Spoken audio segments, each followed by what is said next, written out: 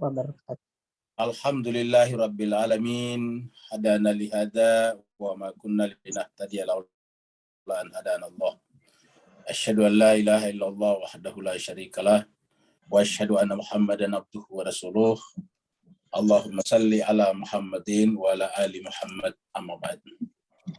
Bapak Ibu yang sangat berbahagia, kita bersyukur kita bersua kembali dalam keadaan sehat walafiat dalam rangka meneruskan buku hikmah atau bidayah hikmah kita karangan Mulla Sadrah yang kemudian disyarah oleh Allamah Tabatabai. Jemaah sekalian, pada pertemuan yang lalu kita sudah masuk pada pembicaraan tentang perbedaan. Kita sederhanakan dulu masalah kita, yaitu bahwa ada dua hal, satu yang tunggal, yang kedua yang banyak. Jadi ada dua hal yang perlu kita bicarakan. Jadi ada dua hal atau dua entitas yang berkaitan dengan jamak tunggal. Yang pertama adalah yang tunggal. Yang kedua adalah yang jamak plural. Jamak. Jadi yang pertama tunggal, kalau bahasa Melayunya esa. Tunggal, esa, singular. Terus yang kedua adalah yang plural atau jamak. Nah, jemaah sekalian, di alam semesta diajarkan kepada kita bahwa setiap yang plural, jamak itu berasal dari yang tunggal. Contoh misalnya, sering kita ambil contoh pohon-pohonan, pokok-pokok, tumbuh-tumbuhan, itu dari biji yang satu. Dari satu biji cabai muncul banyak buah cabai. Dari satu biji mangga muncul banyak sekali buah mangga. Dari satu biji kelapa muncul banyak sekali buah kelapa. Jadi selalu dari yang tunggal kepada yang jamak. Jadi kalau kita bicarakan dua tunggal jamak, maka bisa dipastikan bahwa yang jamak ini, plural ini berasal dari yang tunggal. Jadi sumber asal daripada segala sesuatunya yang tunggal. Seperti tadi kita diajarkan melalui alam. Dan juga dalam ilmu astronomi atau astrofisika, diajarkan bahwa alam semesta yang plural ini, plural juga alam semesta, banyak planet-planetnya, banyak galaksi-galaksinya, itu bermula dari satu, kata para ilmuwan, yaitu yang melahirkan ledakan besar. Bermula dari apa yang disebut dengan gumpalan, yang disebut dengan fusi atom-atom dasar pada saat itu. Partikel-partikel dasar, partikel-partikel elementer. Berfusi menjadi satu, terus kemudian meledak. Lahirlah alam semesta, itu paling tidak kata para saintis, para ilmuwan dalam bidang itu. Jadi alam semesta yang plural ini, yang jamak juga dari yang tunggal, yang satu. Kita lihat jemaah sekalian berbahagia, yang namanya ayam atau unggas, satu ekor unggas betina nanti melahirkan banyak telur. Bisa bertelur berkali-kali, satu musim telur bisa sampai, kalau ayam bisa sampai puluhan biji telurnya satu kali musim bertelur. Nanti kemudian setelah bertelur menetas, nanti berikutnya bertelur lagi, menetas lagi, bertelur lagi, menetas lagi. Nah, ayam betina itu kan dari satu telur tadinya, melahirkan banyak telur-telur, menetas-menetas.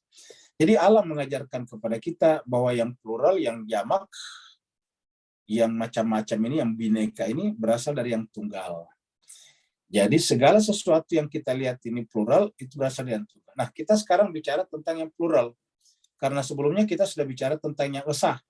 Terutama dalam pelajaran irfan kita bicara tentang yang esa. Pada pelajaran hikmah kita ini, kita bicara tentang yang esa ketika berbicara tentang yang ada. Wujud, existence. Jadi existence ini adalah wujud, tunggal. Nah sekarang kita bicara tentang yang jamak, yang plural, yang bineka, bermacam-macam. Yang disebut kemarin dengan istilah multiplicity dan diversity, multiplicitas dan diversity.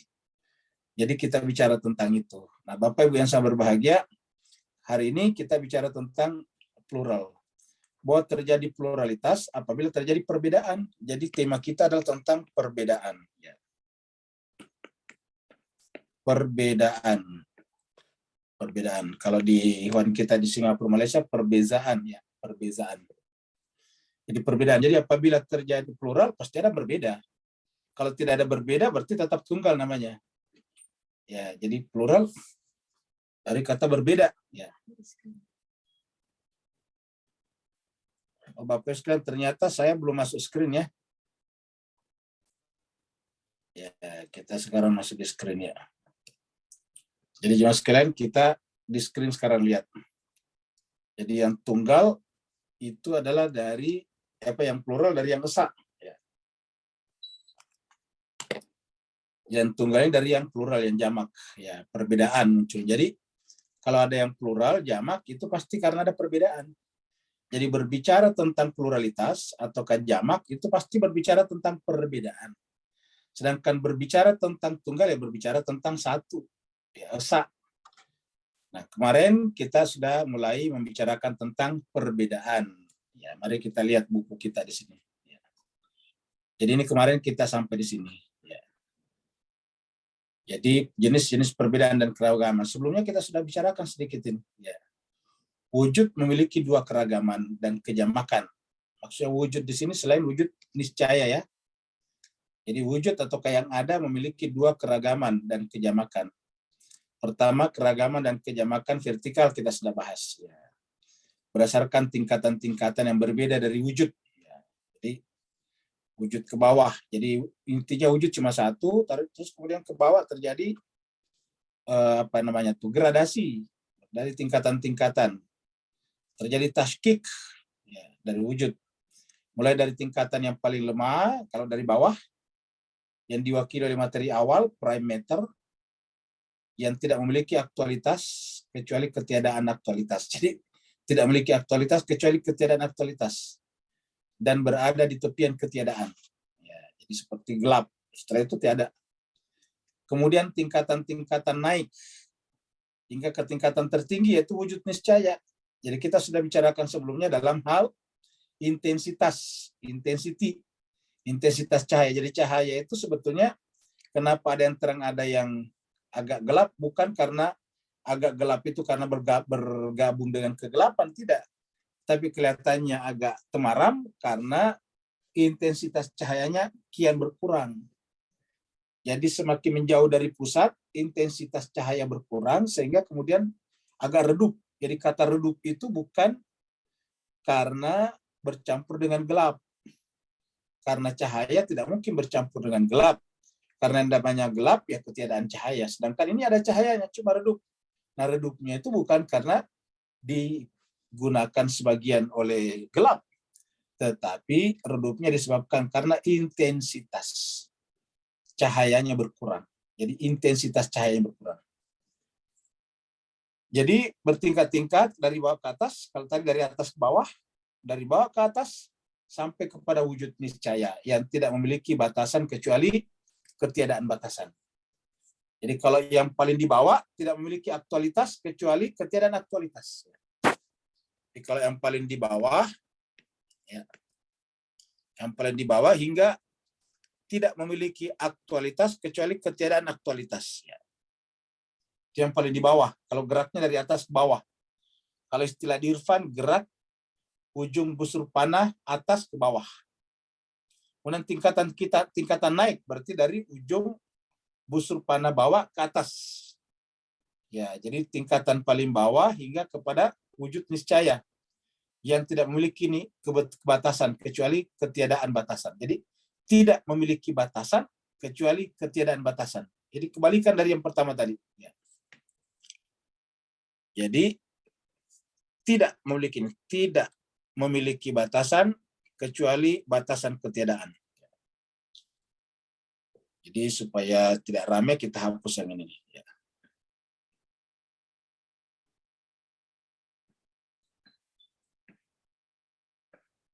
Ya. Nah, jadi jemaah sekalian ini kalau startnya dari atas ke bawah, ujungnya di bawah adalah tidak memiliki aktualitas, actuality, tidak memiliki aktualitas kecuali ketiadaan aktualitas. Sedangkan yang paling di atas, kalau dari bawah ke atas, batas tertingginya adalah tidak memiliki batasan. kecuali ketiadaan batasan. Dan itu adalah wujud niscaya. Nah, inilah yang kita bicarakan pada pertemuan sebelumnya. Sekarang kita lebih spesifik lagi bicara tentang jenis-jenis perbedaan dan keragaman. Jenis-jenis perbedaan dan keragaman. Kita sudah singgung ini pada pertemuan yang lalu sampai di sini. Kita sekarang memperdalam jenis-jenis perbedaan dan keragaman. Kejamakan, jamak ini plural ya, pluralitas. Kalau ini perbedaan kemarin kita sebut dengan apa ya? Dengan multiplisitas. Keragaman itu adalah diversitas. Ya. Jadi kejamakan adalah keragaman yang bersumber dari perbedaan. Jadi kejamakan adalah keragaman yang bersumber dari perbedaan. Jadi kata kuncinya ada pada kata perbedaan. Jadi sumber dari keragaman, sumber daripada kejamakan adalah perbedaan. Kalau tidak ada perbedaan, tidak mungkin ada jamak, tidak mungkin ada juga ragam. Ya. Sehingga kalau diasumsikan ada dua sesuatu yang sama. Misalnya, kita menganggap ada dua sesuatu yang sama dalam semua aspeknya. Jadi kalau kita menganggap ada dua hal, tapi dua hal ini adalah semua aspeknya sama. Ya, dimensinya juga sama. Tanpa sedikit pun perbedaan di antara keduanya. Maka asumsi ini tidak benar. Karena tidak mungkin dua hal. Jadi kalau kita membuat asumsi, anggapan tentang dua hal, tapi ternyata dua hal itu yang kita bicarakan adalah sama sekali tidak memiliki perbedaan dalam hal apapun, termasuk dimensinya. Ya, maka yang kita bicarakan hakikatnya bukan dua, tetapi satu. Jadi asumsi ini tidak benar karena pada hakikatnya yang kita bicarakan itu adalah satu, hanya ada satu saja. Jadi kalau ada dua yang kita bicarakan pasti ada perbedaannya. Kalau tidak berbeda dimensinya, berbeda objeknya, berbeda ruangnya, berbeda waktunya, dan sebagainya. Pokoknya kalau semua aspeknya tidak ada yang berbeda, dimensinya dan sebagainya, maka yang kita bicarakan itu bukan dua, tetapi satu. Jadi bukan dua, tetapi satu. Yang satu itu. Bukan ada dua, tetapi ada satu yang kita bicarakan. Dengan demikian, jika ada dua sesuatu, dua hal maksudnya, di alam eksternal, di alam luar ini, di alam panca indera kita, niscaya memiliki perbedaan. Jadi kalau ada dua hal yang kita bicarakan, pasti keduanya memiliki perbedaan. Walaupun objeknya mirip, sama-sama gelas buatan pabrik yang sama, dengan volume yang sama, kemampuan daya tampung yang sama, kemasannya juga sama, selama benar-benar ada dua gelas, ya pasti ada perbedaannya.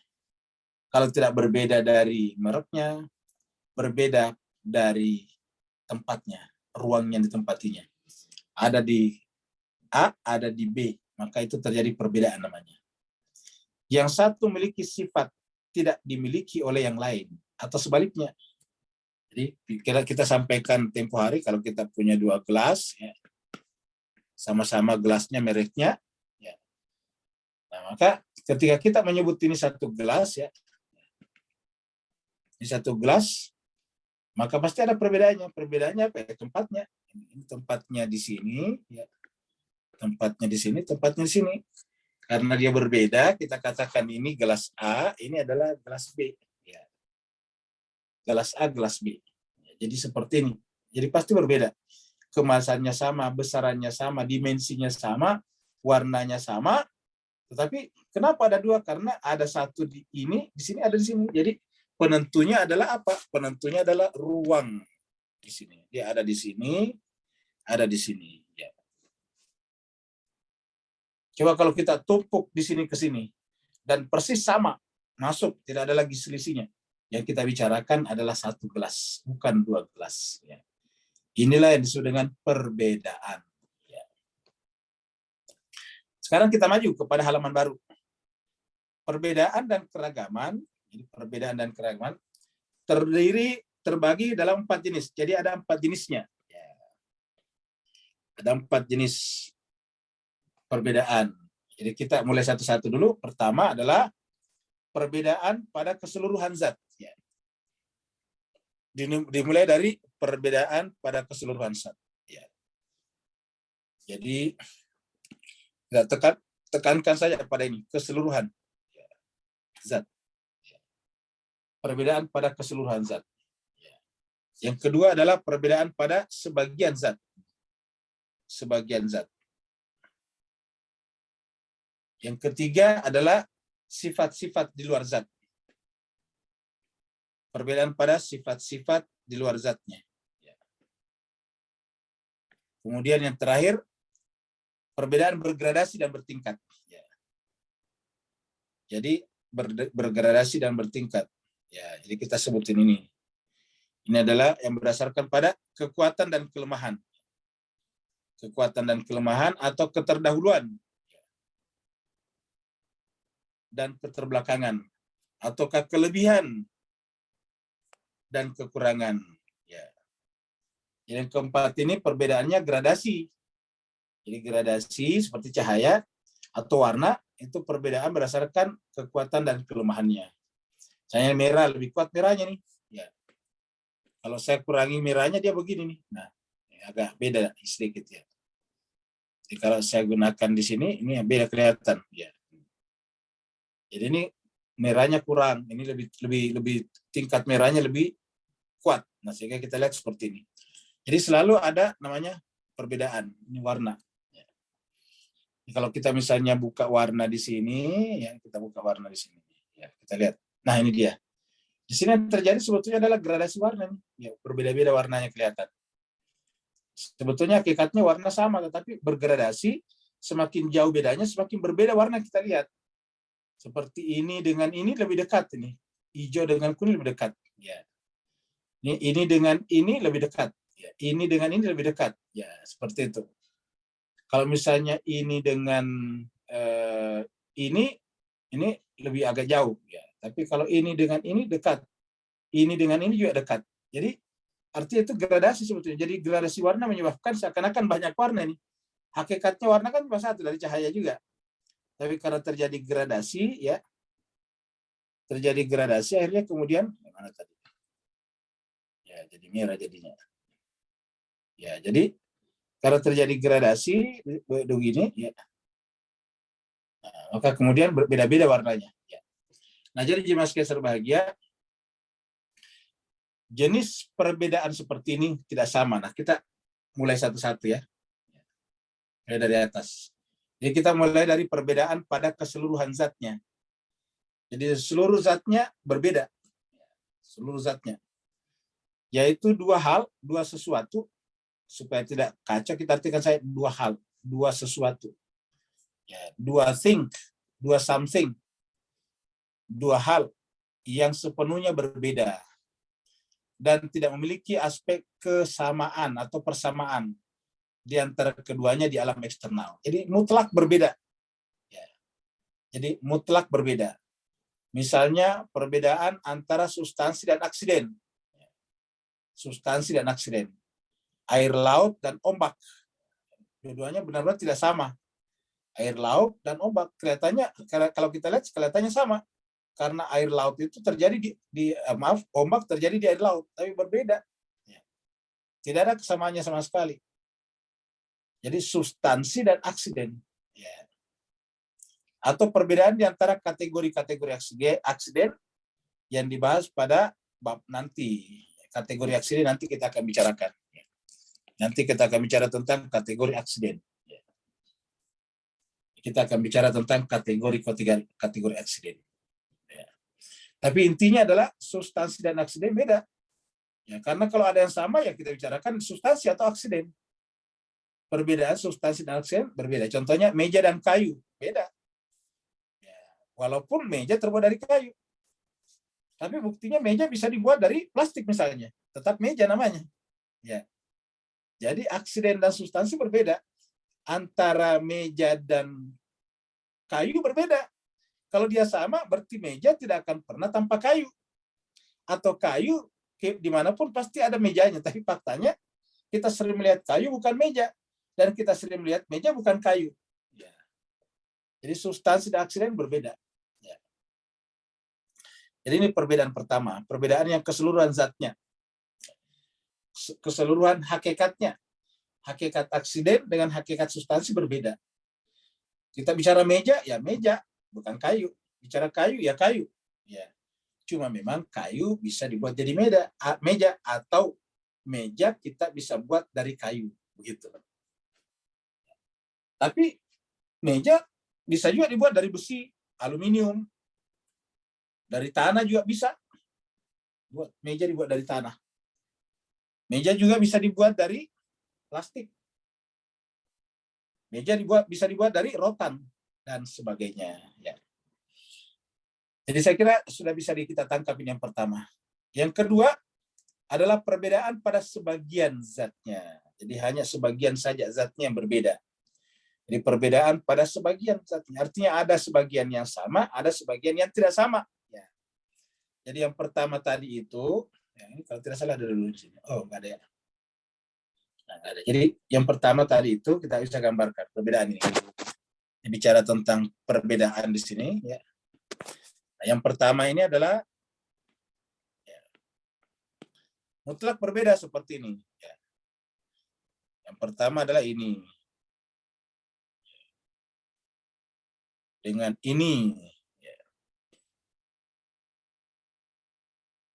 Nah, ini tidak ada yang sama sekali. Ya. Jadi ini adalah tidak ada yang sama. Ini A, ini B. Ini tidak ada yang sama ini. Ya. Kita anggap ini berbeda seperti substansi dan aksiden. Yang kedua, perbedaan pada sebagian zatnya. Ya. Yaitu dua sesuatu yang memiliki persamaan pada sebagian zatnya dan perbedaan pada sebagian yang lain. Nah, kalau kita gambarkan dia seperti ini yang kedua nih. Ya. Yang kedua adalah seperti ini. Ya.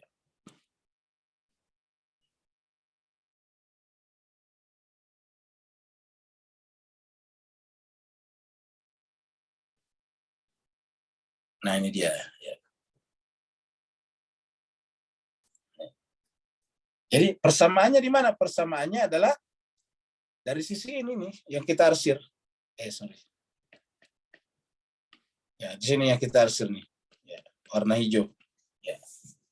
Ini berbeda ini, sebagian berbeda. Ini tidak ada di sini. Ini tidak ada di sini. Nah, yang sama adalah sisi ini saja nih. Ya. Jadi kalau yang tadi dua-duanya beda. Sekarang yang kedua seperti ini. Jadi perbedaan pada sebagian zatnya yaitu dua sesuatu yang memiliki persamaan. Ya, persamaannya di sini dan perbedaannya di sisi ini. Ya. Dan perbedaan pada sebagian yang lain. Misalnya perbedaan manusia dan singa. Ya, manusia dan singa. Jadi misalnya perbedaan manusia dan singa. Keduanya sama dalam hewan, genus, maksudnya genus hewan. Dia masuk kategori genus hewan, termasuk jenis hewan, spesies hewan. Ya, jadi manusia itu hewan. Jadi kalau kita anggap ini manusia, ini singa sama di sisi apa kehewanannya? Apa kehewanannya? Makan, minum, kan begitu. Kawin, itu sama manusia di sini. Berjalan, manusia berjalan. Singa berjalan, manusia makan, singa makan, manusia minum, singa minum juga. Jadi di situ sama. Jadi kalau kita asumsikan ini adalah A dan ini adalah B. Ya. Jadi ada persamaannya, ada perbedaannya di sini. Jadi misalnya perbedaan manusia dan singa, keduanya sama-sama dalam genus hewan, namun berbeda dalam aspek pembentukannya, diferensianya. Jadi namanya diferensianya. Kita sudah belajar definisi, cari rumpunnya dulu, genusnya, baru kemudian diferensianya, perbedaannya. Bahasa Arabnya fasalnya. Ya, jadi perbedaan ini terjadi pada sesuatu yang memiliki genus yang sama. Ya. Apa perbedaannya? Yang ada di sini tidak ada di sini, yaitu akal pikiran. Ya, sini akal pikiran. Tidak ada di sini. Ya. Akal pikiran ini ada, ini sini tidak ada. Ini perbedaan namanya. Jadi ini adalah persamaannya yang menyebabkan satu genus, sedangkan perbedaannya di sini nih. Ya, ini. Perbedaannya di sini nih. Ya. Perbedaannya di sini yang saya kasih kursor ini. Ya. Misalnya akal, tidak ada akal pada hewan. Ya. Pada singa. Makan, ada makan pada singa juga. Nah, Jadi yang tidak ada adalah akal pikirannya. Kemudian yang ketiga, jadi saya kira Pak sekalian sudah bisa dilihat ya. Jadi makanya sisi ini namanya diferensia. Ini pembeda dari ini. Kalau ini berbeda mutlak, ini tidak ada yang sama. Kalau ini beda di sini, beda di sini. Jadi kalau kita tanyakan apa itu manusia? Manusia adalah jenis hewan, sama dengan harimau, sama dengan singa, sama dengan kambing. Tapi berbeda juga. Ya, ada perbedaannya. Persamaannya di mana? Sama-sama makan, sama-sama jalan, sama-sama berkembang biak, sama persis. Hewan berkembang kambing berkembang biak, manusia berkembang biak. Kambing makan, manusia makan, kambing minum, manusia minum. Ya, bedanya adalah akal di sini. Sini tidak ada, sini ada. Jadi apabila akalnya manusia tidak digunakan, ya yang sama, yang ada adalah persamaannya dengan hewan saja. Yaitu kal an'am. Makanya Al-Quran menyebut kal an'am, persamaannya dengan hewan. Kal an'am, seperti hewan. Ya. Sekarang nomor 3. Perbedaan pada sisi sifat di luar zatnya. Ya. Jadi perbedaan pada sifat-sifat di luar zatnya. Di luar zatnya. Perbedaan ini terjadi pada individu-individu dari spesies yang sama. Jadi sama spesiesnya sama. Ya. Misalnya spesies manusia yang memiliki individu-individu yang beragam. Ya. Jadi perbedaannya di luar zatnya, yang namanya manusia sama-sama persis zatnya. Jadi spesies manusia memiliki individu-individu yang beragam. Ada orang Melayu, ada orang Tionghoa, ada orang India, ada orang Eropa, dan sebagainya. Jadi misalnya spesies manusia memiliki individu-individu yang beragam, yang secara zat dan esensial sama, yakni sama dalam hal genus dan diferensial. Jadi beragam yang secara zat dan esensial sama. Sama dalam hal genus dan diferensial. Yaitu sama-sama genus hewan, diferensialnya sama-sama yaitu berpikir, berakal. Namun memiliki perbedaan yang disebabkan oleh sifat-sifat di luar dari zatnya. Seperti tinggi badan, berat badan, dan warna kulit. Ya. Jadi perbedaannya adalah pada aspek-aspek eksternalnya saja, bukan bukan di dalam zatnya, tapi di luarnya. Seperti misalnya tadi itu tinggi badan berbeda, berat badan kan berarti beda namanya. Si A berat badannya 100 kilo, si B berat badannya 70 kilo. Jadi berbeda dari segi berat badan atau warna kulit dan seterusnya. Sama-sama manusia, tapi berbeda dari sisi itunya. Nah, jadi jemaah sekalian berbahagia, itu yang Jadi kalau misalnya kita ini perbedaan yang keempat, perbedaan bergradasi dan bertingkat, ya, yaitu perbedaan yang berdasarkan pada kekuatan dan kelemahan.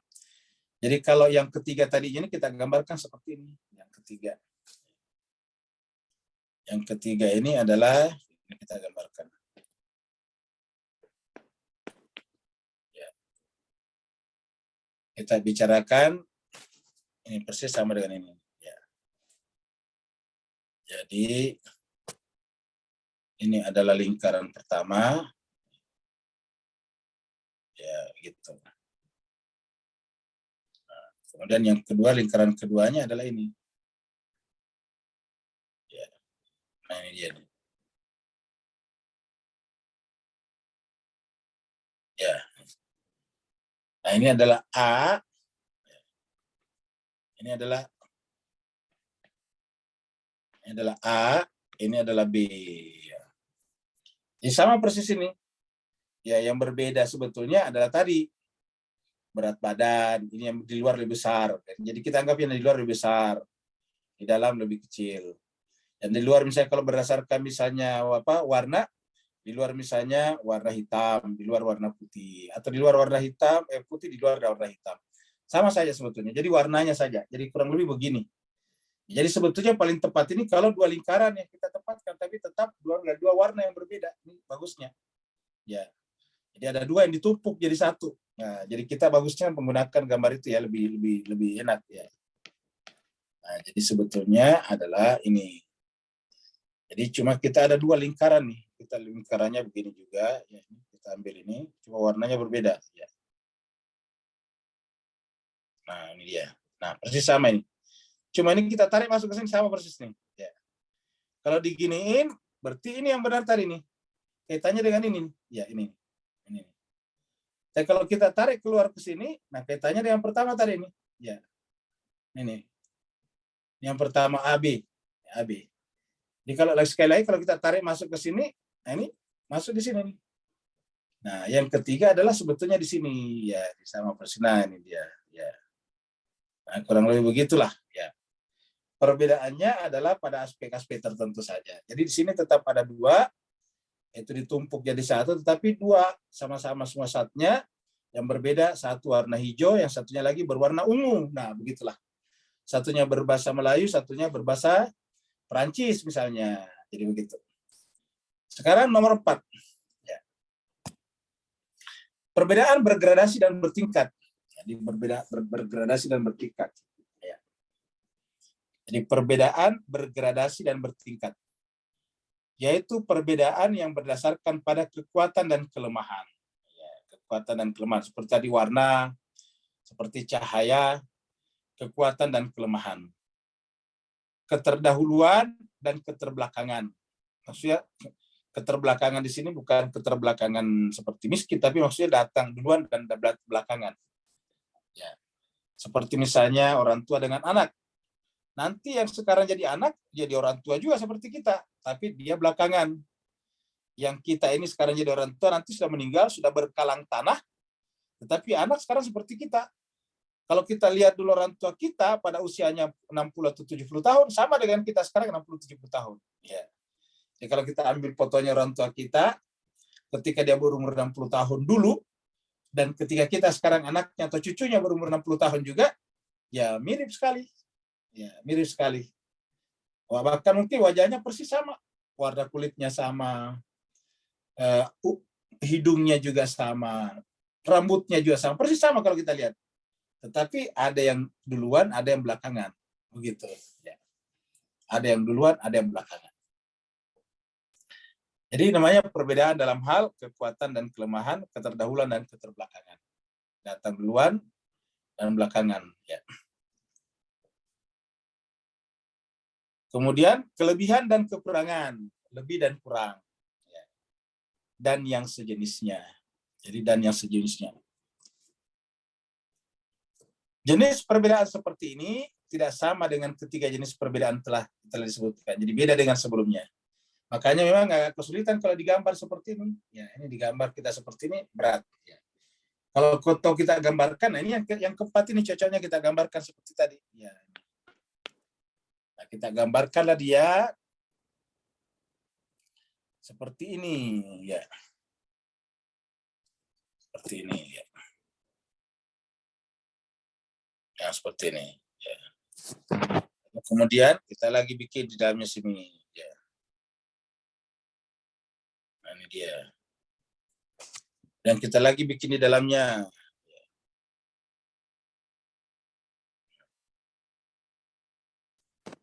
Kita lagi bikin di dalamnya lagi. Ya, ini.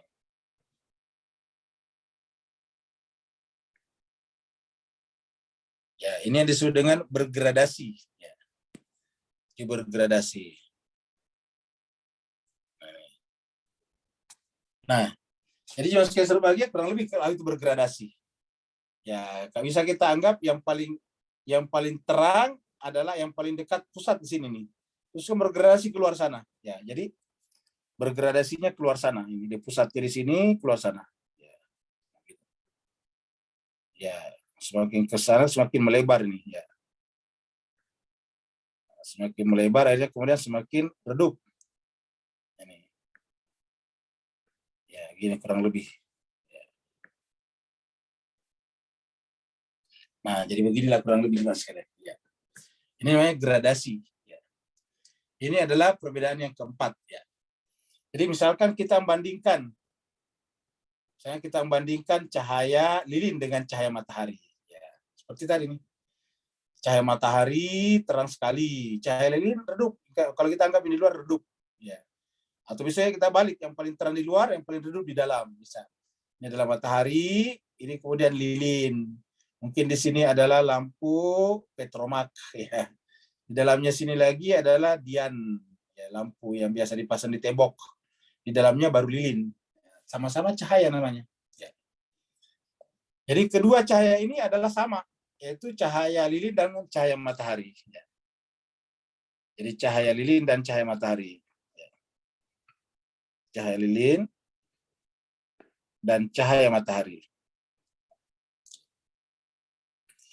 Kedua cahaya ini adalah sama dalam hakikat cahaya, yakni menerangi dirinya dan sendiri, dan menerangi dirinya sendiri dan menerangi selain dirinya. Jadi tanda cahaya itu adalah menerangi dirinya dan menerangi selain dirinya. Jadi namanya cahaya adalah menerangi dirinya sendiri dan juga menerangi selain dirinya. Menerangi dirinya sendiri dan menerangi selain dirinya. Pekan lalu kita sudah terangkan bahwa yang namanya cahaya itu kalau dicari tidak butuh cahaya. Kita cari lilin yang menyala, yang nggak perlu pakai senter, tidak perlu pakai lampu bohlam. Kenapa? Karena kalau ada lilin yang menyala kita cari, muncul dengan sendirinya, kelihatan dengan sendirinya. Yang perlu cahaya justru yang tidak ada cahayanya. Kita cari jarum yang hilang.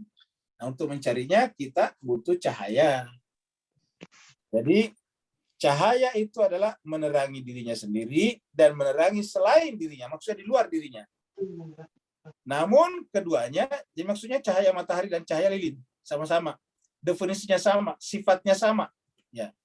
Tetapi keduanya berbeda dalam hal apa? Intensitas dalam cahaya itu sendiri.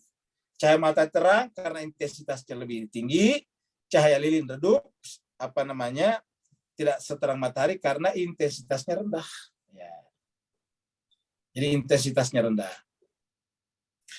Jika kita mengamati adanya kelemahan cahaya pada lilin, maka kelemahan ini merupakan hal yang membedakannya dengan cahaya matahari.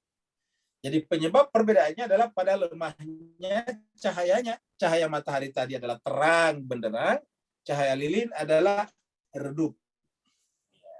Jadi perbedaannya justru adalah pada kelemahan. Kita sebut kemarin intensitas yang lemah. Ya.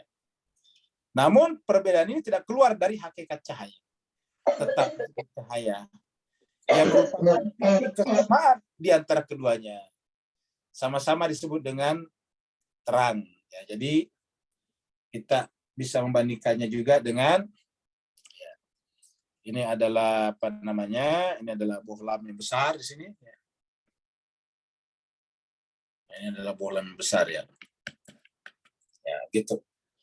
Yang cahayanya terang sekali ya.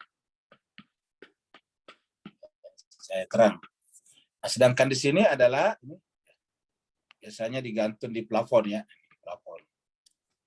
Atau di atas. Nah, sedangkan di sini adalah lilin, ya, lilin. Lilin di sini biasanya disimpan di lantai sini. Lantainya di sini, lilinnya di sini. Ya, ini lilin.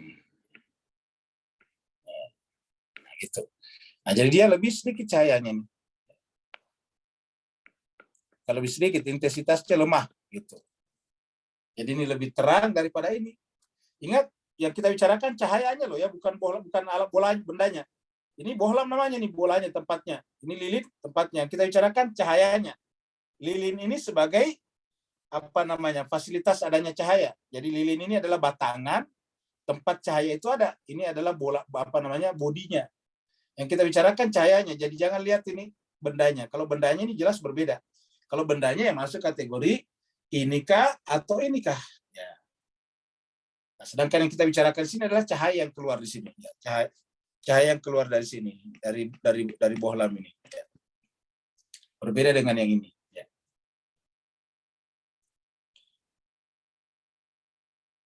Jadi kita sudah lihat menjadi kesamaan di antara keduanya. Begitu pula sebaliknya. Jika kita mengamati kekuatan cahaya pada matahari, kalau kita lihat kekuatan cahaya pada matahari, maka kekuatan ini merupakan hal yang membedakannya dengan cahaya lilin. Jadi kekuatannya lah Jadi intinya adalah pada kata kekuatan. Matahari lebih kuat, lilin lemah. Namun perbedaan ini pun tidak keluar dari hakikat cahaya, ingat.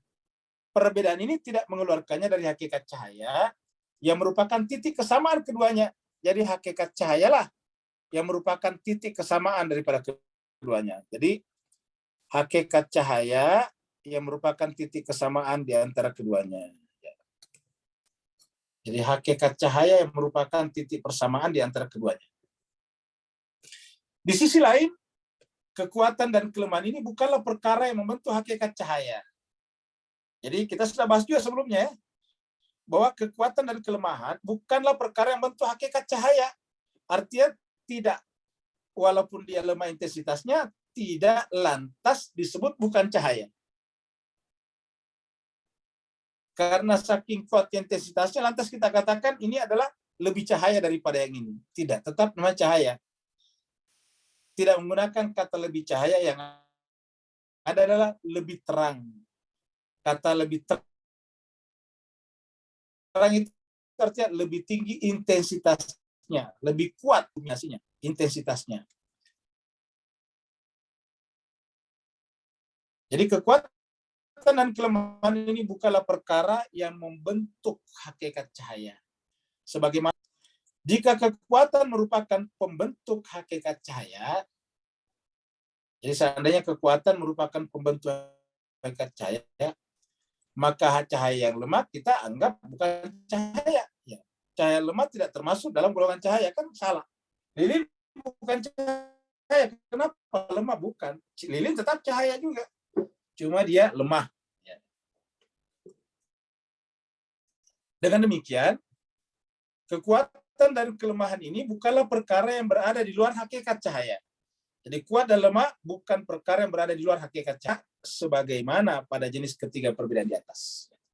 Jadi dengan demikian, kekuatan dan kelemahan ini bukanlah perkara yang berada di luar hakikat cahaya, yang kemudian seakan-akan ditambahkan padanya. Jadi bukan sesuatu yang sifatnya luaran, bukan eksternal yang ditambahkan padanya. Bapak sekarang kita berharap ini benar-benar kita paham dengan baik. Karena nanti berbicara tentang dari mana sih benda-benda ini ada, dari mana pohon kelapa ada, dari mana alam semesta ada. Ya. Karena tadi kita percaya yang pertama ada adalah wujud tunggal, yang disebut dengan wajibul wujud. Ya. Terus kemudian muncul yang lain, dari mana? Apakah ditambahkan? Kalau kita mengatakan ditambahkan berarti ada sumber. Ya, kalau ada sumber kan berarti ada dualitas sumber. Dua sumber berarti kita syirik. Nah, tetapi kalau kita katakan sumbernya satu, gimana cara kok terjadi perbedaan? Masa yang satu bisa melahirkan perbedaan? Nah, inilah dijelaskan bahwa sebetulnya dalam kaitannya dengan cahaya, perbedaan itu adalah bersifat gradasi atau gradatif, dan cahaya yang kuat bukan berarti lebih cahaya daripada yang lemah. Sama-sama cahaya. Bukanlah lemah dan kuatnya menjadi penentu cahaya. Kalau lemah dan kuatnya menjadi penentu cahaya, berarti cahaya yang kuat kita anggap cahaya, yang lemah bukan cahaya. Ya, padahal selemah-lemahnya cahaya tetap cahaya namanya. Seredup-redupnya tetap cahaya namanya. Dan kita sampaikan sebelumnya bahwa kalau kita katakan cahaya yang lemah itu karena bercampur dengan gelap, ini juga keliru. Berarti gelap itu entitas yang ada, yang eksis, yang bisa ditambahkan masuk ke dalam cahaya, dicampur. Ya, sehingga lahirlah percampuran cahaya dan gelap. Ini tidak mungkin. Ya. Yang ada tidak mungkin bercampur dengan yang tidak ada. Bagaimana bisa dicampurkan? Tidak ada kok. Ya. Jadi kita lain lagi, dengan demikian kekuatan dan kelemahan itu bukanlah perkara yang berada di luar hakikat cahaya, yang kemudian ditambahkan padanya sebagaimana pada jenis ketiga perbedaan di atas, 1, 2, dan 3. Walhasil ini bahasa Arab dari kata wa dan alhasil. Wa dan alhasil ya hasil, maksudnya kesimpulannya. Ya kurang lebih begitu. Nah, kalau bahasa kita hanya bahasa Melayu, kesimpulannya, walhasil. Ya. Hasilnya. Walhasil, atau biasa juga ala kulli hal. Walhasil, cahaya lilin adalah cahaya juga. cahaya itu sendiri. Begitu pula cahaya matahari, ya cahaya itu sendiri juga. Ya, jadi penyebutan kata cahaya matahari dan cahaya lilin sebetulnya adalah intensitasnya saja. Ingat, jangan lihat mataharinya dan lilinnya. Ingat, kita jangan lihat bohlamnya tadi, balonnya, bohlamnya, bendanya, bodinya. Ya, bodinya dengan batangan lilinnya, bukan yang kita bicarakan cahayanya. Ya. Cahaya sebagai cahaya. Cahaya yang kita lepaskan konteksnya dari bodinya, bendanya. Yang kita masukkan bendanya, cahaya dengan bohlamnya. Cahaya dengan batangan lilinya, bukan itu yang kita bicarakan. Yang kita bicarakan cahaya sebagai cahaya. Cahaya sebagai cahaya. Walhasil cahaya lilin adalah cahaya itu sendiri. Begitu pula cahaya matahari, sama. Bedanya tadi adalah pada intensitas. Kedua cahaya ini adalah satu. Sama dan setara dalam hakikat cahaya. Jadi sama. Jadi kedua cahaya ini, itu matahari dan lilin, sama dalam hal hakikat cahaya. Tidak ada perbedaan. Satu, sama dan setara. Namun pada saat yang sama, berbeda dalam hakikat cahaya pula. Berbeda dalam hal apa? Keredupannya. Dengan ungkapan lain, perkara yang membuat keduanya satu dan sama adalah juga yang membuat keduanya berbeda. Jadi, perkara yang membuat keduanya sama, itu juga membuatnya berbeda. Itu apa? Hakikat cahaya. Apa hakikat cahaya? Bergradasi. Lagi-lagi, yang namanya cahaya bergradasi. Ya, ini diakui oleh dalam ilmu fisika. Ilmu fisika mengatakan, yang namanya cahaya itu adalah gelombang. Yang namanya gelombang dalam ilmu fisika juga adalah semakin jauh dari pusat gelombang, semakin kecil gelombangnya. Jadi kalau kita menjatuhkan, katakanlah di sini ada kita di sini ada air. Lalu kemudian kita menjatuhkan batu dari atas sini, batu. Kita jatuhkan batu dari atas ke bawah sini, ya, jatuh. Sehingga kemudian batunya pas, ya, jatuh di sini. Lalu kemudian ini timbullah gelombang di sekitar sini, ya. Gelombang. Jadi gelombangnya begini. Ya, jadi gelombangnya begini. Nah, Bapak Ibu sekalian, saya kira semua kita paham, tidak perlu diterangkan lebih jauh. Bahwa semakin jauh dari sini gelombang semakin mengecil, kan gelombang namanya begitu. Jadi gelombang paling tinggi di sini, dekat sini. Semakin ke sini semakin kecil, semakin kecil, semakin kecil, kan begitu. Nah, ini gradasi. Nah, cahaya itu kan berbentuk gelombang. Karena dia berbentuk gelombang, iya tentu melahirkan gradasi. Jadi perbedaan dan persamaannya adalah pada hakikat yang sama, yaitu apa? Gradasi. Ya. Jadi perbedaan dan persamaannya adalah gradasi. Karena namanya gradasi itu bertingkat-tingkat. Ya. Jadi perbedaan, ya, dan persamaan, ya, antara cahaya, ingat penekanannya pada cahaya, matahari dan cahaya lilin, ya. Cahaya matahari, cahaya lilin, ini cahaya sama saja. Ini di belakang ini adalah wahananya saja. Ini adalah alatnya. Kita bicarakan cahayanya. Ya. Perbedaan dan persamaan antara keduanya itu sama, yaitu pada sifat gradasinya, gradation, gradasi. Ya. Gradasi bertingkat-tingkat. Kalau kita melakukan pusat di sini, maka gelombang itu begini. Ya. Semakin ke sini semakin lemah ini. Namanya gelombang. Ya. Gitu. Jadi ini kalau kita anggap tadi ini pusat, kita potong di sini, maka dia akan begini nih. Ya. Gelombangnya besar, lalu semakin kecil. Ini cahaya seperti ini. Kenapa? Karena cahaya memiliki sifat gelombang. Maka sifat gelombang otomatis bergradasi. Bergradasi dari besar gelombang ke semakin kecil. Ya. Ini namanya gelombang, ya. Gelombang atau disebut dengan wave ya. Gelombang. Jadi ada gelombang. Jadi selalu semakin kecil semakin kecil. Keadaan besar ke kecil inilah kalau kita tarik dari atas ke bawah atau dari atas ke bawah, dari kecil semakin besar, namanya gradasi. Gradasi. Ada grade-nya, gradasinya. Bergradasi artinya bergrade-grade, bertingkat-tingkat. Berubah, kalau dari atas semakin ke bawah semakin lemah. Kalau dari bawah ke atas semakin tinggi gelombangnya, semakin besar intensitas cahayanya. Ya. Bapak sekalian, mudah-mudahan ini kita bisa paham ya. Karena nanti akan berbicara tentang bagaimana sih sebetulnya manusia, hewan muncul semuanya, tumbuh-tumbuhan kok berbeda-beda. Pada sumbernya satu. Sumbernya tadi kita sepakat, semua yang banyak bermula dari yang satu. Ya. Jadi kita ulangi lagi, perkara yang membuat keduanya satu dan sama adalah juga yang membuat keduanya berbeda. Ya. Dimensi perbedaannya bersumber dari dimensi persamaannya. Kekuatan dan kelemahan yang membedakan kedua cahaya itu bersumber dari cahaya itu sendiri. Yaitu apa? Sifat gradasinya. Ini adalah sifat gradasinya. Tadi kita sudah tulis ya. Di dimensi perbedaannya bersumber dari dimensi persamaannya. Ya.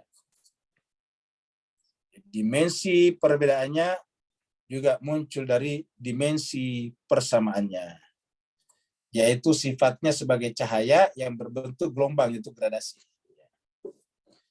Nah, jadi Bapak sekalian, kita sudah pahamnya dengan 4 perbedaan ini. Jadi perbedaan pertama tadi seluruh zatnya berbeda. Perbedaan kedua hanya sebagian zatnya.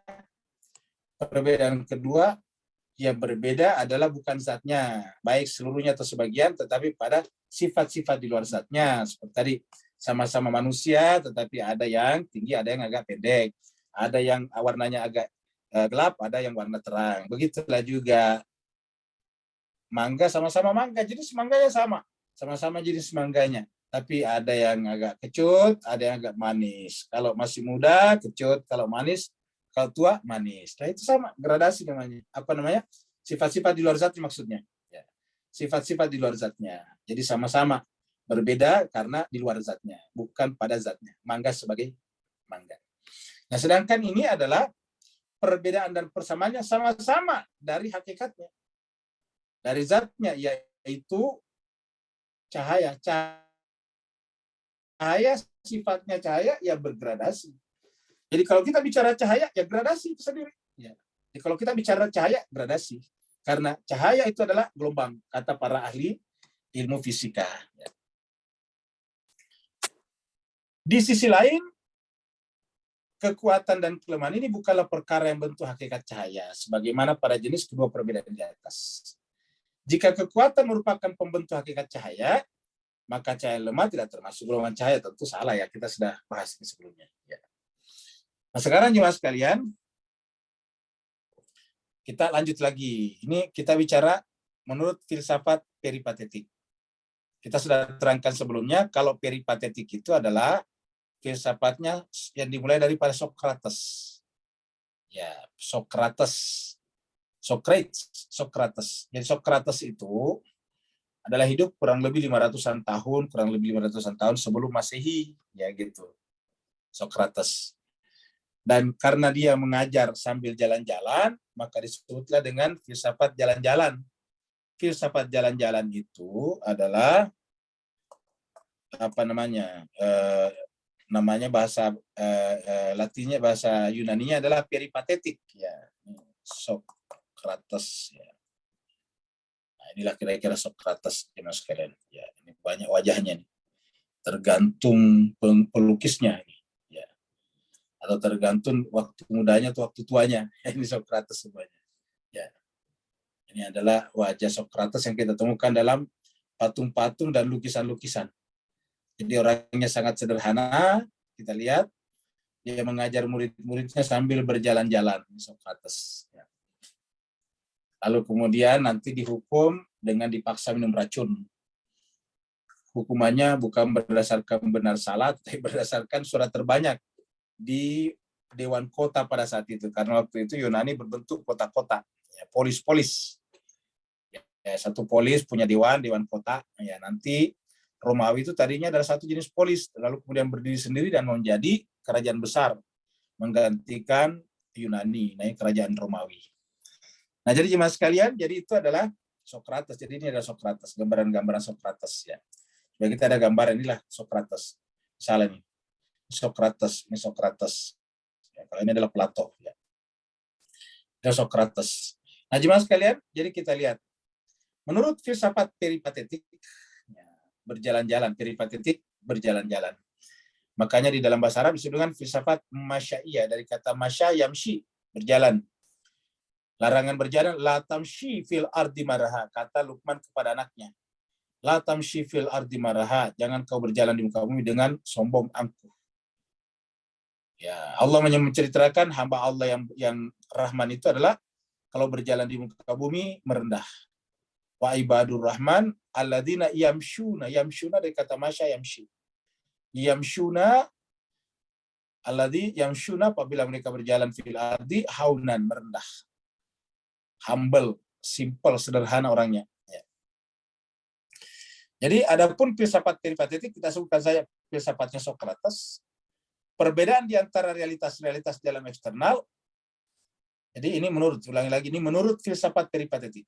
Menurut filsafat peripatetik atau menurut filsafatnya Sokrates dan anak-anak muridnya yang sepaham dengannya, perbedaan di antara realitas-realitas dalam eksternal adalah secara total. Kata dia, semua total. Semua perbedaan yang ada di alam ini adalah total berbeda. Dan keseluruhan, ya, total berarti keseluruhan. Sebagaimana jenis pertama, yang kita tadi gambar di sini yang pertama kita. Ya, jadi bagi dia perbedaan di alam semesta ini yang nomor satu ini, berbeda secara total. Ya. Jadi berbeda secara total antara A dan B, tidak ada kesamaannya. Kalau ini masih ada kesamaannya. Jadi bagi Sokrates atau filsafat, penganut filsafat peripatetik, perbedaan yang ada di alam semesta ini adalah perbedaan jenis pertama. Ya. Perbedaan jenis ini. A tidak sama dengan B. Ya, jadi kita lihat. Kita ulangi lagi. Menurut filsafat peripatetik, perbedaan di antara realitas-realitas di alam eksternal adalah secara total dan keseluruhan. Sebagaimana jenis pertama tadi kita bicarakan. Jenis pertama perbedaan yang disebutkan di atas tadi. Realitas-realitas eksternal, ingat kata eksternal di sini di luar diri kita ya, yang kita saksikan dengan panca indera kita. Realitas-realitas eksternal berbeda secara total. Berbeda secara total dan keseluruhan. Dan tidak memiliki aspek persamaan sama sekali, kecuali dalam konsep semata. Jadi konsepnya saja yang sama. Sama-sama disebut materi, ya, konsepnya. Semua realitas eksternal adalah satu dan sama dalam konsep wujud di alam mental. Jadi ketika masuk di alam mental, sama konsepnya. Tetapi berbeda secara total dan keseluruhan di alam eksternal, alam khariji. Ya. Jadi semuanya di luar itu benar-benar berbeda. Nanti sama ketika masuk dalam pikiran kita, karena sudah dengan sama-sama alam konsep. Jadi ketika terkonsepsi pada diri kita itu menjadi sama. Ya. Alam apa namanya? Alam mental. Alam zihni, konsep wujud zihninya. Jadi wujud eksternalnya, wujud luarannya, wujud kharijinya itu berbeda sama sekali. Total berbeda, totally. Sedangkan sama kapan? Pada saat masuk dalam diri kita menjadi wujud mental namanya. Ya, kita beri nama semuanya sama juga, materi semuanya. Pohon apa kita sebutnya dalam pikiran kita sebut dengan materi. Konsepnya sama. Jumlah hakikat adalah sejumlah individu. Jadi jumlah hakikat adalah sebanyak jumlah individu. Jadi kalau setiap individu itu artinya per bagian, per entitas, per entity. Sapi A, sapi B itu individu namanya. Kambing A, kambing B, pohon A, pohon B, batu A, batu B, batu C, batu D itu adalah individu-individu maksudnya. Dan perlu kita sampaikan Pak Bu sekalian bahwa kalau di dalam pikiran itu selalu sifatnya universal, Kalau di luar pikiran selalu sifatnya partikular. Partikular itu sudah individu-individu. Ya. Jadi lagi-lagi kalau dalam pikiran itu semuanya bersifat universal. Jadi namanya konsep universal itu adalah konsep pikiran. Sedangkan yang disebut dengan partikular itu adalah kejadian di alam nyata. Kejadian di alam eksternal tadinya. Kejadian di alam luar diri kita, alam indrawi. Kalau itu dalam pikiran kita, konsep mental namanya alam mental kita, zihni, itu sifatnya universal. Ya. Ini perlu kita sampaikan karena terjadinya kekacauan di masyarakat biasanya karena tidak bisa menyamakan antara partikular dan individual.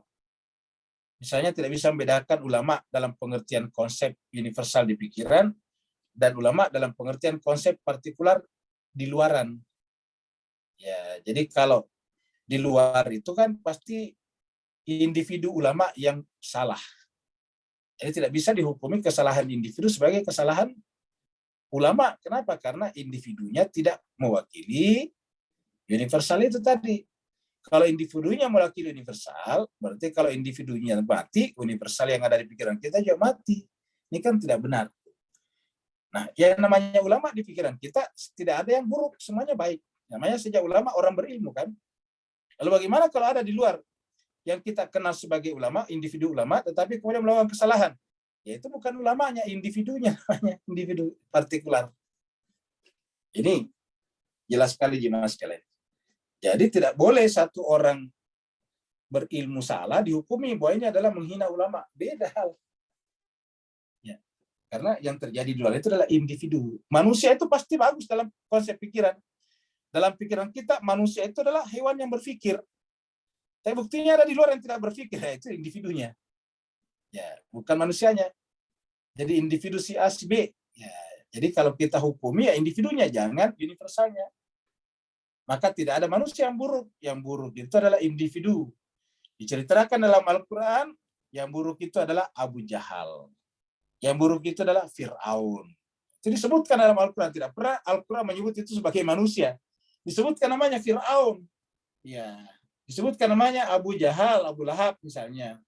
Disebutkan namanya Korun, Haman. Nah, disebutkan satu-satu namanya. Karena itu adalah individu. Ya, itu adalah partikularnya namanya. Di pikiran kita adalah konsep universal. Jadi tidak mungkin ada kriminalisasi terhadap ulama, misalnya dalam konteks ini. Kenapa? Karena ulama itu konsep universal yang tidak mungkin melekat padanya istilah kriminal. Karena ulama itu hakikatnya bentuknya adalah orang berilmu. Ya. Sedangkan kriminal itu perbuatan yang dilakukan oleh aspek luar, yaitu tangan dan kaki. Dan berarti itu adalah perbuatan individu. Nah, Bapak Ibu, mudah-mudahan dengan ini kita bisa membedakan. Jadi jumlah hakikat adalah sebanyak jumlah individu. Jadi setiap individu-individu itu memiliki hakikatnya, sehingga kalau ada individu yang salah, ya bukan tidak melanggar hakikatnya. Pekerjaan individunya. Ya. Sementara itu, menurut hikmah muta'aliyah. Nah, hikmah muta'aliyahnya adalah, ini kata hikmah adalah buku karya Mullah Sadra. Ini buku terkenalnya Mullah Sadra adalah hikmah al-hikmah al-muta'aliyah. Disebut sebagai hikmah yang paling tinggi, muta'aliyah dari kata ta'ala, tinggi. Hikmah tertinggi, hikmah muta'aliyah. Dan buku ini ditulis oleh penulis hikmah muta'aliyah juga, yaitu Mullah Sadra, dan disyarah oleh Allamah Tabatabai, sebetulnya untuk menjelaskan apa yang dimaksud dengan wujud dan gradasi wujud. Karena konsepnya Mullah Sadra itu kan inti konsepnya adalah asal al-wujud, ya, prinsipalitas wujud. Ya. Yang kedua adalah konsepnya adalah yang disebut dengan tasydid al-wujud, gradasi wujud yang kita sekarang bicarakan, yang muncul dari perbedaan. Ya, nanti kemudian yang ketiga berbicara tentang gerakan substansi, ya, namanya gerakan substansi. Gerakan jauhar, al-haraka al-jauhariyah. Haraka itu adalah gerakan, jauhar substansi. Jadi ada gerakan substansi nanti.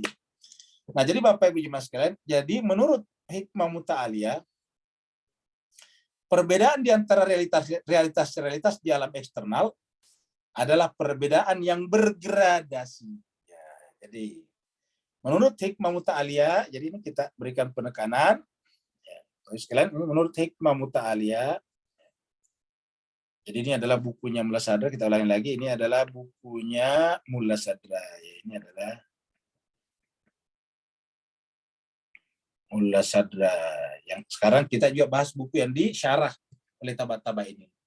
Jadi kalau Bapak Ibu sekalian nanti kalau sudah dicetak ini dan mendapatkan buku ini, itu adalah penulis asli buku ini adalah Mullah Sadra. Mullah Sadra ini hidup kira-kira 500 tahun yang lalu. Mullah Sadra. Mullah Sadra ini adalah hidup pada zaman dinasti Safawi. Mullah Sadra. Jadi jemaah sekalian berbahagia kalau kita tuliskan di sini ya. Mullah Sadra ini. Ya, Sadra. Nah, kurang lebih inilah gambarnya ini buat oleh Mullah Sadra. Jadi ini. Jadi bersaing dengan Socrates tadi. Kalau Socrates itu kan hidupnya sudah lama. Jadi wajar kalau masih terbuka dadanya segala. Mungkin waktu itu baju masih belum sebanyak sekarang.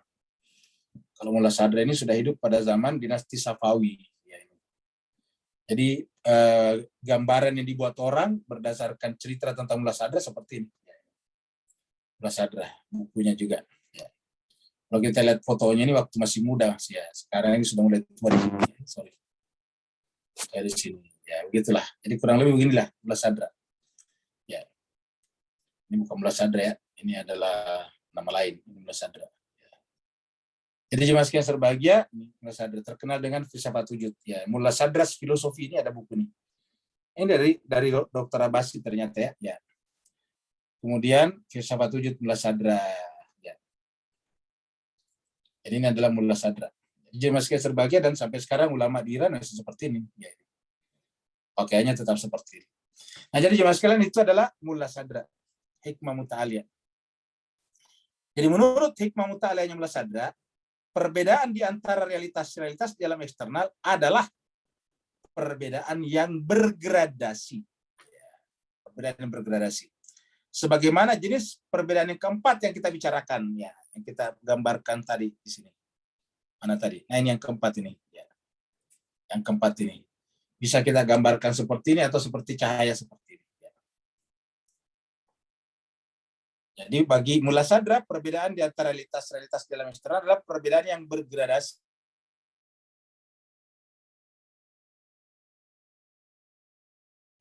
Jadi perbedaan pertama adalah semua totali zatnya berbeda.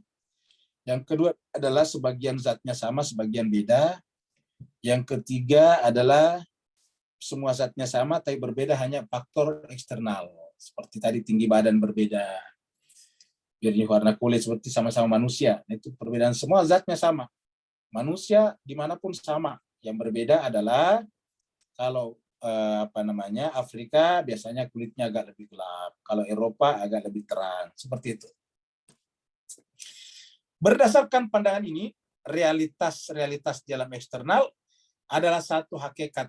Jadi ingat berdasarkan Mullah Sadra. Jadi ini baru kita bisa memahami oh ternyata ujung-ujungnya benar-benar hanya dari yang satu. Sumbernya sama dan ini bisa membantu kita menerangkan kenapa terjadi perbedaan padahal Tuhannya sama. Ya. Kata Mullah Sadra, realitas-realitas di alam eksternal, di alam yang kita sekarang tempati ini, yang kita saksikan ini adalah satu hakikat yang bergradasi dan bertingkat. Jadi satu hakikat yang bergradasi dan bertingkat. Realitas di alam eksternal adalah satu hakikat yang bergradasi dan bertingkat. Dan perbedaan tingkatan-tingkatan ini terdapat dalam kekuatan dan kelemahan tadi. Seperti cahaya, intensitas cahaya, iluminasi cahaya. Ya. Ada juga keterdahuluan dari pusat tentu duluan daripada yang di tepi. Ya, jadi ada duluan dan ada yang belakangan. Ya. Keterdahuluan. Ya. Seperti wujud sebab hadir mendahului wujud akibat. Jadi ini duluan dan belakangan. Keterdahuluan dan keterbelakangan. Ya. Dan keterbelakangan yaitu wujud akibat hadir belakangan dari wujud akibat. Tidak mungkin bersamaan. Walaupun kelihatannya bersamaan, bisa saja seperti kita terangkan tempo hari, tangan kita kumpulkan ke meja sepertinya bersamaan, padahal beda. Ya. Selalu sebab dahulu daripada akibat. Ya.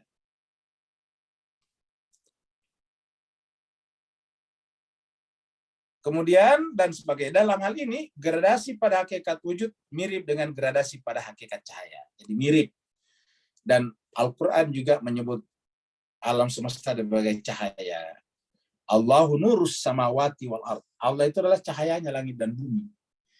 Realitas-realitas eksternal adalah sama dan satu dalam hakikat wujud.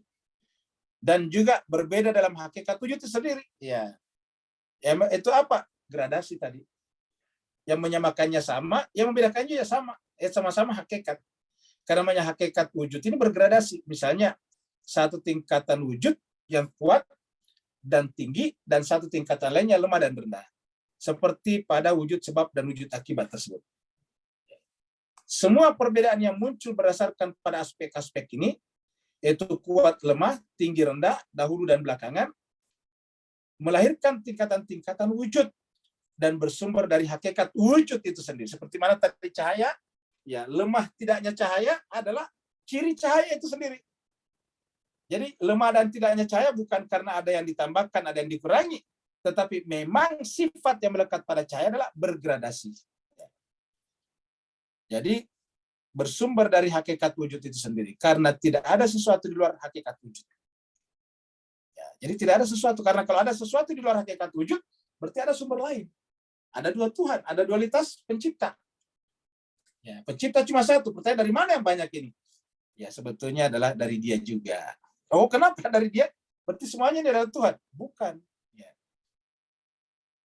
Nah, jadi jemaah sekalian berbahagia, karena tidak ada sesuatu di luar hakikat wujud. Alam eksternal dipenuhi oleh wujud sedemikian, sehingga tidak ada lagi menyisakan sesuatu selain wujud. Jadi yang kita saksikan adalah Dia. Ya, jadi jemaah sekalian berbahagia, karena ini masih panjang ya. Kita akhiri sampai di sini dulu. Karena kita mau terangkan nantinya. Nanti kita ulangi lagi ya sampai di sini. Ya. Tanggal 26 ya, 66 November. Nah, jemaah sekalian berbahagia, kita tutup dengan sebuah ayat. Ya, kita ingatkan kembali dengan ayat dalam Al-Quran. Mana tadi ini? Ini. Dari sini nih. Sorry. Ya, ini kita lihat di sini. Surat Al-Baqarah ayatnya 115.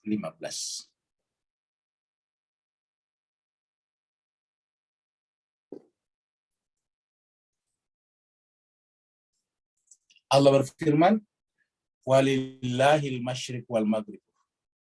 Lillah, kepunyaan Allah lah, milik Allah lah. Jadi ingat, milik Allah. Jadi tidak ada, yang namanya milik Allah kan berarti dari mana kalau bukan? Kalau kita punya milik, beda ya. Kalau kita misalnya punya milik mobil, mobil itu kita ambil dari orang Jepang kan begitu. Kalau miliknya Allah, coba ngambilnya dari mana? Apakah juga Tuhan bertransaksi juga dengan Tuhan yang lain? Tidak mungkin. Kalau bertransaksi dengan Tuhan yang lain, berarti ada dua Tuhan, ada lebih dari satu Tuhan. Nah, kalau begitu dari mana? Semuanya adalah milik Allah. Kata milik di sini adalah sumbernya adalah Dia. Walillahi, kepunyaan Allah lah, milik Allah lah. Al-masyriku, semua yang ada di timur. Wal maghrib, dan di barat. Ini adalah artinya ruang. Semua yang ada dalam ruang, timur barat kan ruang. Ya. Fa'aina matualluh, maka kemana saja kau menghadap. Fa'aina ma, ini maknya menunjukkan kemana saja. Kalau aina saja, di mana? Kalau maknya, mana saja. Ya. Kalau bahasa Inggris itu mirip dengan kata-kata, ada ever di belakangnya. Ya, wherever, di mana saja. Ya, whatever, apa saja. Kayak gitu-gitulah. Jadi fa'aina ma, kemana saja, tuallu, kamu menghadapkan wajahmu, wajah hati atau wajah pikiran, apa saja wajah yang kita bicarakan adalah melihat objek. Fasama, maka di situ. Sama di sini enggak, bukan, jangan salah baca. Bukan suma tapi sama. Fa-nya maka. Jadi fa ini adalah tambahan. Fa, maka sama disitulah. Jadi kita harus kasih di sini tidak ada kata maka. Kita kasih kata maka disitulah. Jadi di mana saja kamu menghadapkan wajahmu atau kemana saja menghadapkan wajahmu, fasama, maka disitulah kamu temukan apa? Wajahullah, wajah Allah. Jadi bukan Allah, tapi wajah Allah. Apa namanya wajah Allah?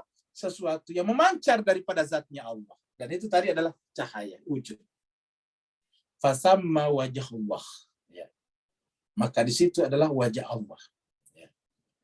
Innallaha wasi'un alim. Sungguhnya Allah itu maha luas. Maksud maha luas mencakup semuanya. Di kata-kata wasi ini, kalau kita membayangkan luas itu kan ada batasnya. Kalau Tuhan kan luasnya justru tak terbatas. Maksudnya kecakupan luasnya tak terbatas. Karena luas itu adalah ruang, dan ruang itu adalah milik Allah. Maka kata-kata inna Allah wasi'un artinya tidak ada satupun yang tidak tercakup oleh Allah. Alim, dan sekaligus diketahui oleh Allah, karena semua yang tercipta dalam ruang itu adalah dari ilmunya Allah. Inna Allah wasi'un alim.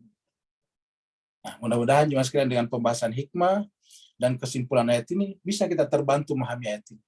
Bagaimana menjelaskan? Dan banyak lagi ayat seperti ini. Dalam surat Ar-Rahman, kullu man 'alaiha fan wa yabqa wajhu rabbika dzul jalali wal ikram. Kullu man 'alaiha, semua ini adalah fana, tidak ada. Kullu man 'alaiha fan, semuanya itu pada dasarnya tidak ada. Wa yabqa, yang tersisa yang ada apa? Wajhu rabbika, wajah Tuhanmu, dzul jalali wal ikram. Ya.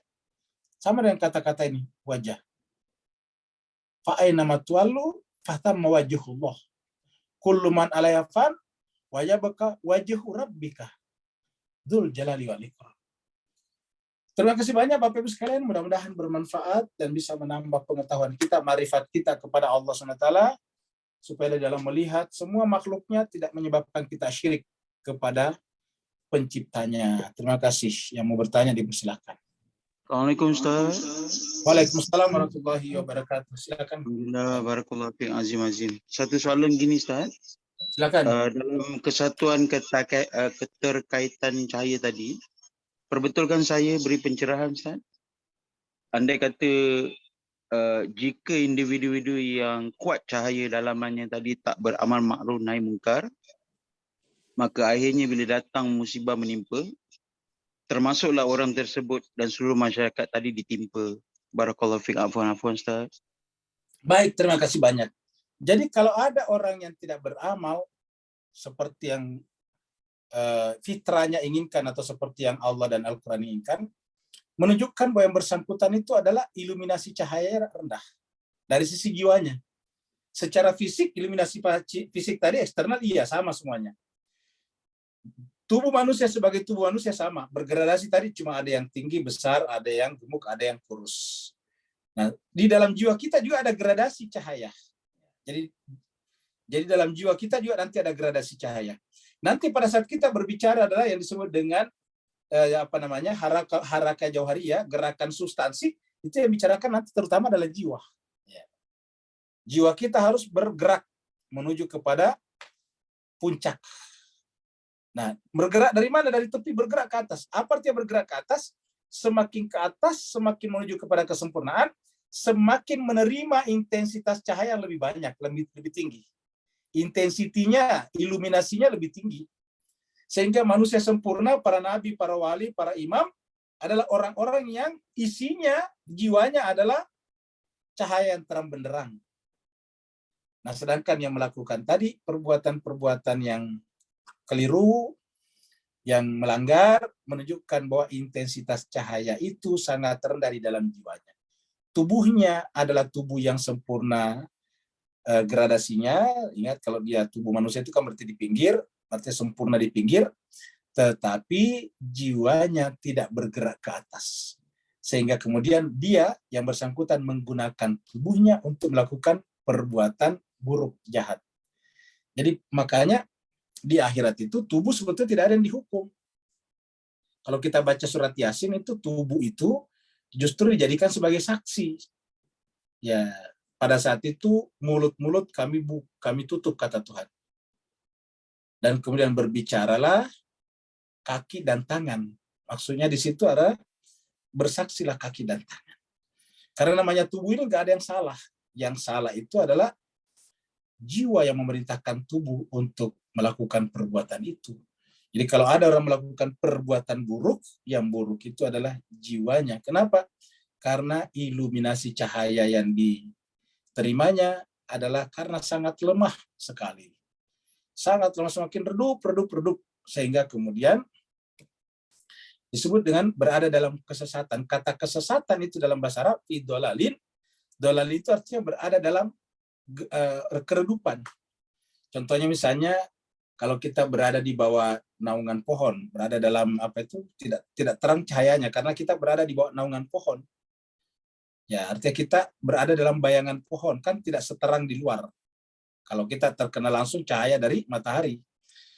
Nah, ada tafsirnya yang sangat terkenal, tafsirnya Said Qutb, ya, orang Mesir itu, ulama Mesir, yang biasanya banyak dipakai pedoman oleh ikhwan-ikhwan kita dari Ikhwanul Muslimin.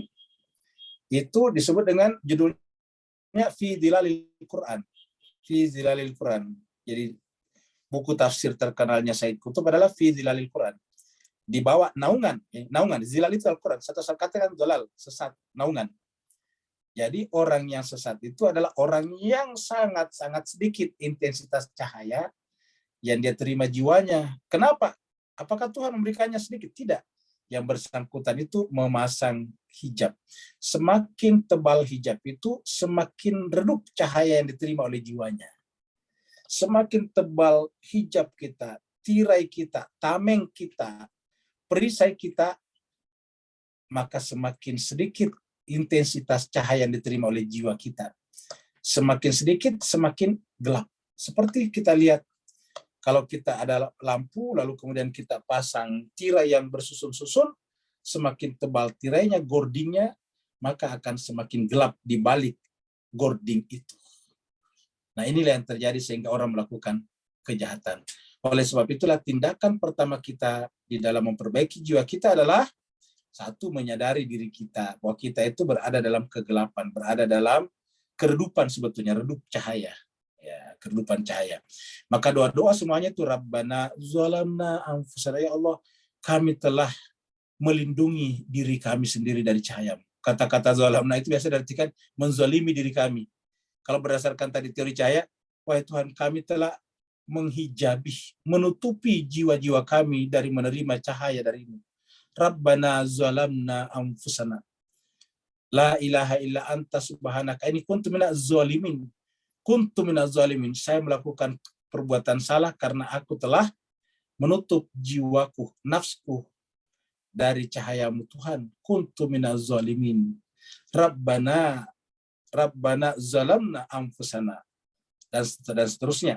Jadi semuanya itu menunjukkan pengakuan bahwa kita berada. Makanya di dalam Islam kita yang paling dikecam oleh Tuhan adalah merasa bersih, merasa suci. Seperti pengakuan iblis di hadapan Tuhan dengan kata-kata ana khairum minhu. Aku kan lebih baik atau lebih suci daripada dia.